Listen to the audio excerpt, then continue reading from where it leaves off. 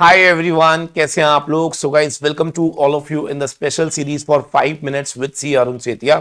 And आज के special series के अंदर हम लोग डिस्कस करेंगे एक बहुत खूबसूरत सा concept, that is green shoe option in security law.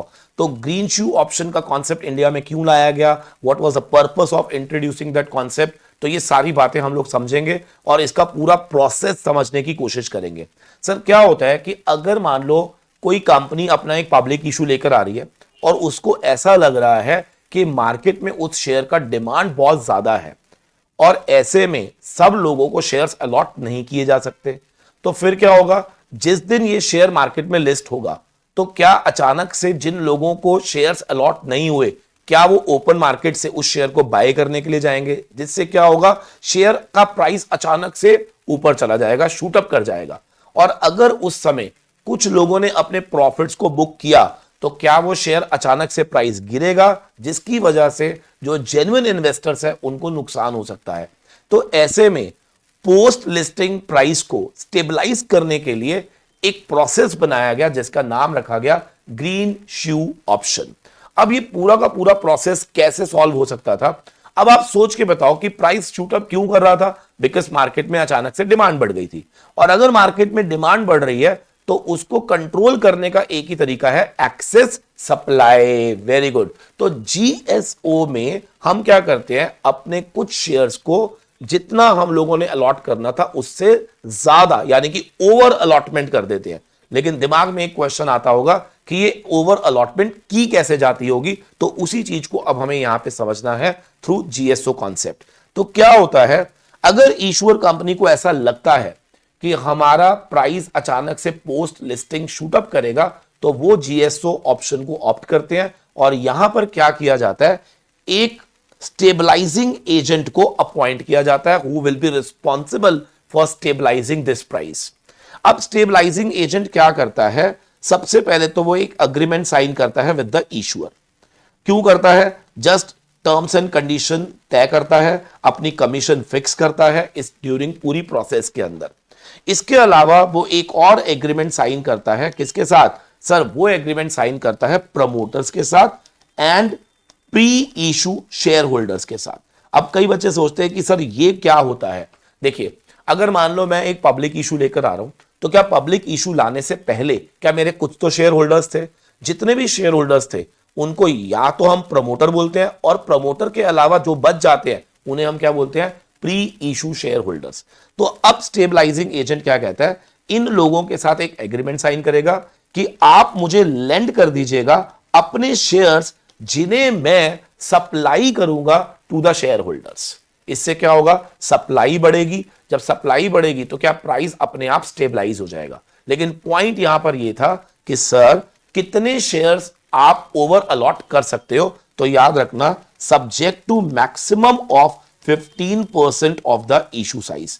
इसका मतलब अगर हम फ्रेश इशू लेकर आ रहे हैं, मान लो 1 लाख शेयर्स का, तो आप 15% of issue size over allot कर सकते हो, ऐसा जीएसओ ऑप्शन में लिखा गया। क्या यहां तक ठीक था?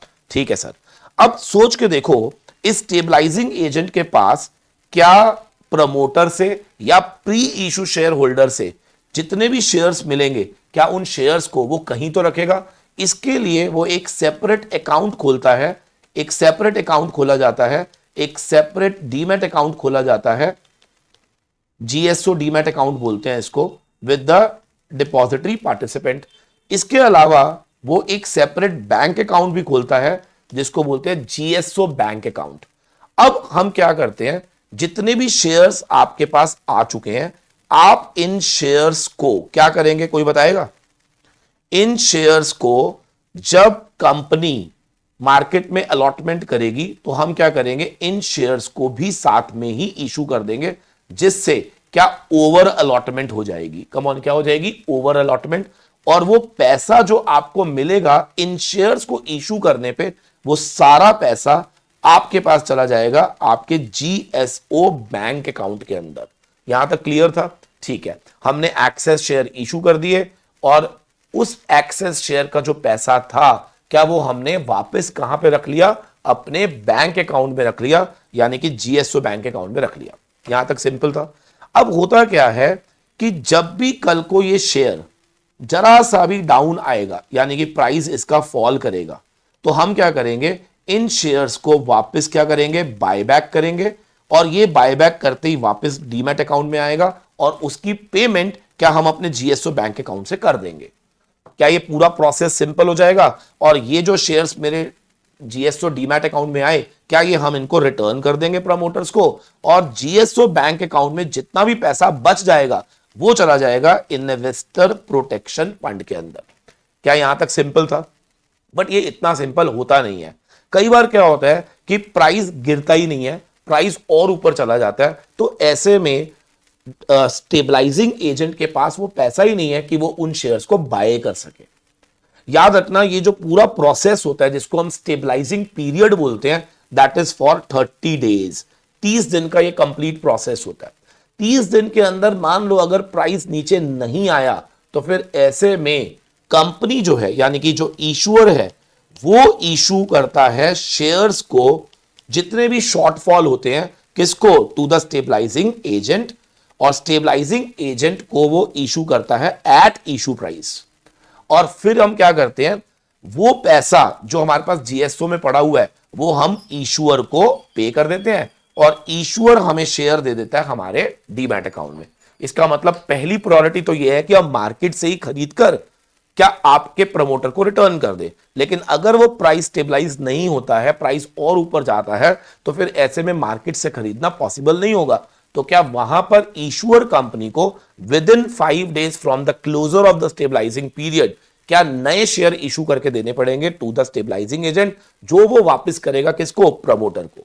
अब यहां पर एक पॉइंट इसके अंदर और समझने वाला है कि जो ये प्री इशू शेयर होल्डर्स हैं, ये जो प्री इशू शेयर होल्डर्स हैं, ध्यान रखिएगा, अगर तो आप आईपीओ लेकर आ रहे हो तो देयर इज नो पंगा, आप प्रमोटर से और प्री इशू शेयर होल्डर से किसी से भी आप शेयर को बोरो कर सकते हो। लेकिन अगर ये एफपीओ का केस है तो आप बोरो किससे करोगे, प्रमोटर से और प्री इशू शेयर होल्डर से। लेकिन ये प्री इशू शेयर होल्डर वो होना चाहिए जिसके पास 5% से ज्यादा शेयर्स होल्ड होने चाहिए। इसका मतलब आप कह सकते हो वो प्री इशू शेयर होल्डर एक बड़ा शेयर होल्डर होना चाहिए। याद रखना, बच्चा कहता है सर यहां क्यों नहीं 5% की कंडीशन आई, क्योंकि आईपीओ कौन लेकर आ रहा है, अनलिस्टेड कंपनी, और अनलिस्टेड कंपनी में ज्यादातर क्या प्री इशू शेयर होल्डर बड़े बड़े ही होते हैं। और एफपीओ कौन लेकर आता है, लिस्टेड कंपनी, और लिस्टेड कंपनी के अंदर क्या बहुत सारे छोटे छोटे शेयर होल्डर होते हैं। तो ऐसे सभी शेयर होल्डर के साथ आप अग्रीमेंट नहीं कर सकते कि वो अपने शेयर आपको लेंड करें। तो आपको किसके साथ एग्रीमेंट करना है, या तो प्रमोटर के साथ या बड़े शेयर होल्डर के साथ। यहां पे बड़ा शेयर होल्डर कौन होगा, जिसके पास 5% से ज्यादा के शेयर होल्ड होते होंगे, क्या उसी को हम बड़ा शेयर होल्डर बोलते हैं, यानी कि प्री इशू शेयर होल्डर। क्या यहां तक क्लियर? अब जीएसओ ऑप्शन लाने के लिए कंपनी को सिर्फ एक रेजोल्यूशन पास कराना होता है, ऑर्डिनरी रेजोल्यूशन पास कराना होता है, उसके बाद ही ये ऑप्शन लाया जा सकता है। So thank you very much. I hope आप लोगों को जीएसओ समझ आया होगा। God bless you all.